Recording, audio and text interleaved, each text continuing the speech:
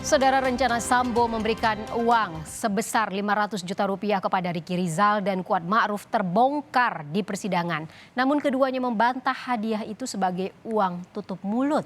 Melawan tuntutan jaksa, Ricky Rizal dan Kuat Ma'ruf meminta bebas dari hukuman 8 tahun penjara. Apa sebenarnya peran Kuat dan Ricky dalam kasus ini? Berikut ulasannya bersama jurnalis Kompas TV Niputu Trisnanda.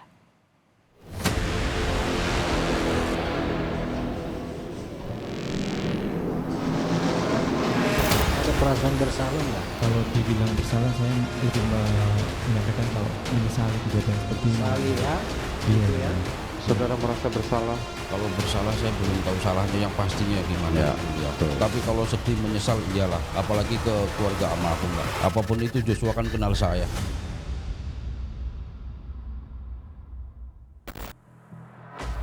Dalam perkara pembunuhan berencana Brigadir Yosua, ada 2 nama lagi di luar nama-nama yang sering kita dengar, tetapi dianggap jaksa penuntut umum juga memiliki peran dalam kematian Yosua Huta Barat. Yang pertama, Kuat Ma'ruf. Yang kedua adalah Ricky Rizal. Apa perannya? Saya akan gambarkan kepada Anda peristiwa di Magelang. Yang pertama yang saya akan jelaskan adalah Kuat Ma'ruf. Kuat mengaku bersaksi di depan majelis hakim bahwa melihat Yosua Huta Barat sempat beberapa kali wirawiri naik turun tangga. Merasa curiga tapi tak banyak yang dilakukan, Kuat membiarkan hal itu sampai akhirnya dia mendengar teriakan dari asisten rumah tangga yang lain, Susi. Saat dipanggil oleh Susi, yang dilakukan oleh Kuat adalah naik ke atas membopong Putri Chandrawati masuk ke dalam kamar. Ada hal yang disampaikan Kuat, jangan sampai ada duri di keluarga kita. Setelah itu Kuat turun dan yang dilakukan adalah mengambil pisau yang ada di dapur lalu mengejar Yosua Huta Barat. Tak banyak yang disampaikan oleh Kuat Ma'ruf apa yang menyebabkan Kuat Ma'ruf ingin mengambil pisau tersebut dan juga mengejar Yosua Huta Barat. Mendengar ada keributan di lantai 1, Putri Chandrawati yang saat itu berada di lantai 2 di dalam kamarnya langsung menelpon Eliezer dan juga Ricky Rizal, meminta agar keduanya cepat kembali ke rumah. Tetapi saat Ricky Rizal sampai di kediaman Putri Chandrawati yang ada di Magelang, peristiwa kejar-kejaran antara Kuat Ma'ruf dan juga Yosua Huta Barat sudah selesai. Ricky mengaku sempat mengecek di mana pisau yang dibawa oleh Kuat itu berada.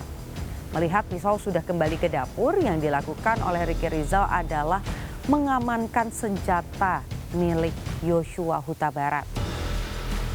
Setelah mengamankan senjata, yang dilakukan Ricky adalah bertemu dengan Putri Chandrawati.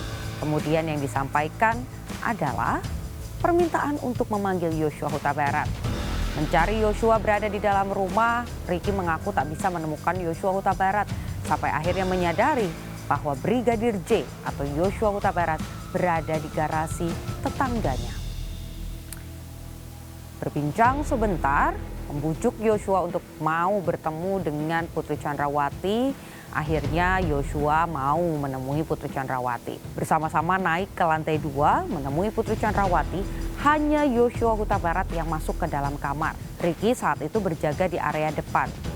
Yang kemudian didengar oleh Ricky memang hanya sayup-sayup suara saja. Bahkan dalam keterangannya pada saat proses persidangan berlangsung, Ricky mengaku tak yakin apa yang dibicarakan oleh keduanya. Singkat cerita, rombongan yang di dalamnya ada Kuat Ma'ruf dan juga Ricky Rizal berangkat menuju ke Jakarta. Yang ditulis oleh jaksa penuntut umum dalam tuntutan baik itu untuk Ricky Rizal dan juga Kuat Ma'ruf adalah keduanya dinilai ikut terlibat dalam skenario. Meskipun Ricky Rizal menolak untuk menembak, Kuat Ma'ruf tak melakukan apa-apa, hanya mengawasi saja dan menutup beberapa pintu dan juga jendela yang ada di Duren 3. Tetapi menurut jaksa penuntut umum, skenario sebetulnya sudah ada sejak berada di Magelang. Ricky Rizal yang mengamankan senjata, Kuat Ma'ruf yang membawa pisau, ini memperberat dan juga merugikan keduanya. Baik Ricky Rizal dan juga Kuat Ma'ruf dituntut pidana selama 8 tahun pidana penjara, sama dengan Putri Chandrawati, lebih rendah dari Richard Eliezer.